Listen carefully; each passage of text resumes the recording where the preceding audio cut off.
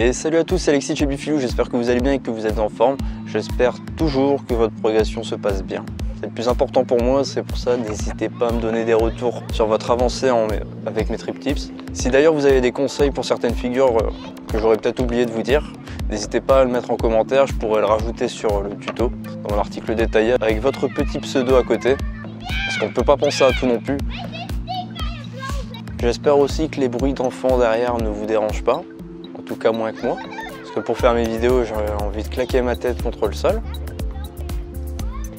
mais on fait avec. Et aujourd'hui on se retrouve pour un trick tips un peu spécial. Aujourd'hui on va voir le Ollie Noose Manual, qui est un trick qui est aussi basique mais qui est un peu plus complexe que le Ollie Manual. Ici ça va être plus la sortie qui va poser problème à beaucoup de gens, c'est pour ça que je vais vous donner toutes les petites astuces pour bien y arriver. Déjà le Ollie Noose Manual c'est quoi et ça consiste en quoi? Alors impérativement, il vous faudra apprendre le ollie, bien le maîtriser.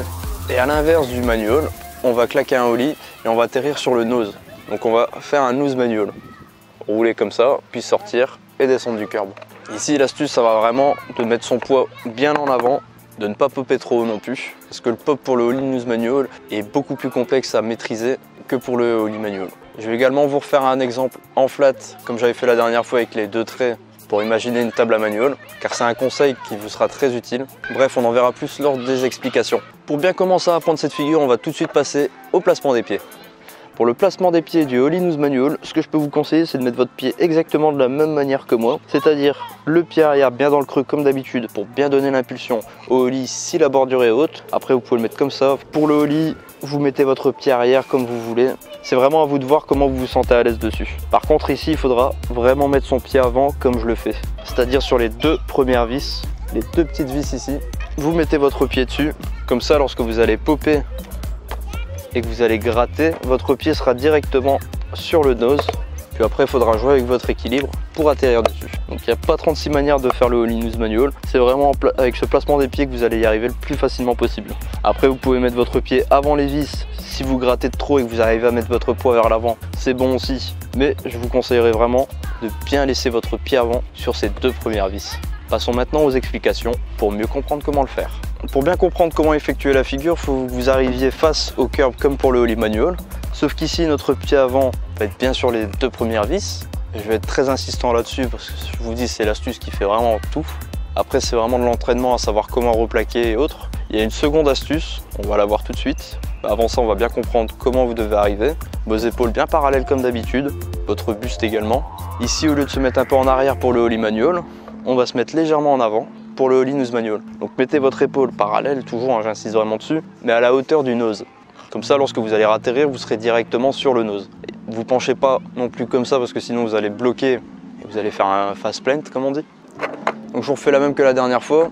Vous arrivez ici et la seconde astuce que je vous disais, c'est que vous allez devoir popper la hauteur de la bordure. Si vous faites un ollie de cette hauteur là et que vous atterrissez dessus, vous allez facilement perdre l'équilibre et replaquer l'arrière, bloquer. Généralement quand on pop haut comme ça, c'est soit qu'on va pas assez vite ou soit qu'on va trop vite. Donc il faudra vraiment bien apprendre à maîtriser le dosage de l'impulsion de votre pied arrière pour pouvoir bien gérer la hauteur de la bordure. Je ne sais pas si c'est très français ce que je viens de dire. Vous arrivez ici, vous placez bien vos pieds, vous claquez votre ollie, pas trop haut, de sorte à ce que les roues passent au-dessus. Vous mettez votre poids sur l'avant, pas trop non plus, pour pas bloquer et pas trop en arrière pour perdre directement l'équilibre. Puis vous tenez le Noose Manual et une fois que vous arrivez à la fin du Noose Manual, que vous voyez que vous êtes près de la bordure, vous allez donner un petit coup avec votre pied avant, gratter légèrement si vous y arrivez avec votre pied arrière, parce que là on parle plus d'un ollie, trick qu'on n'a pas vu mais qui n'est pas extrêmement nécessaire pour pouvoir cette sortie. C'est une question d'habitude. Donc vous arrivez ici, vous devez essayer de donner un petit coup avec votre pied avant afin que l'arrière se lève un petit peu plus, et en grattant légèrement, l'arrière va revenir droit et vous allez redescendre de la table facilement. Ça, c'est toutes les petites astuces que je peux vous donner pour bien comprendre comment effectuer la figure. À part l'entraînement, il n'y a pas d'autre solution. Pour l'équilibre par contre, ce que je vous conseille, et c'est ce que j'avais déjà dit lors de la première vidéo, 8 trick tips pour bien débuter le skate, vous devez apprendre à faire des Noose Manual en flat.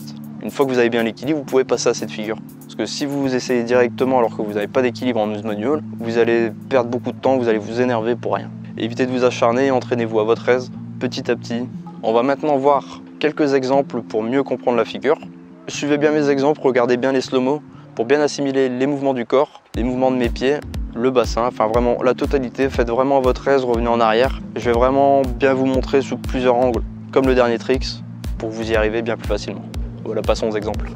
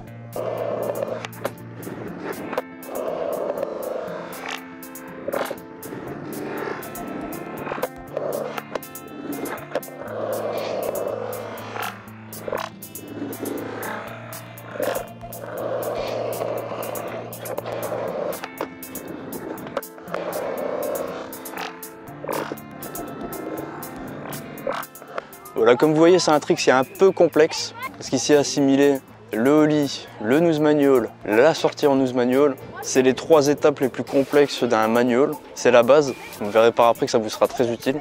Grâce à cette figure, on va d'ailleurs apprendre le frontside nose grind, le backside nose grind, puis on verra des autres figures comme le back crook, le backside nose slide, en front également. Enfin, vous verrez qu'il est possible de faire plein de figures grâce au nose manual. Vous pourrez même apprendre le backside 180 switch 5-0.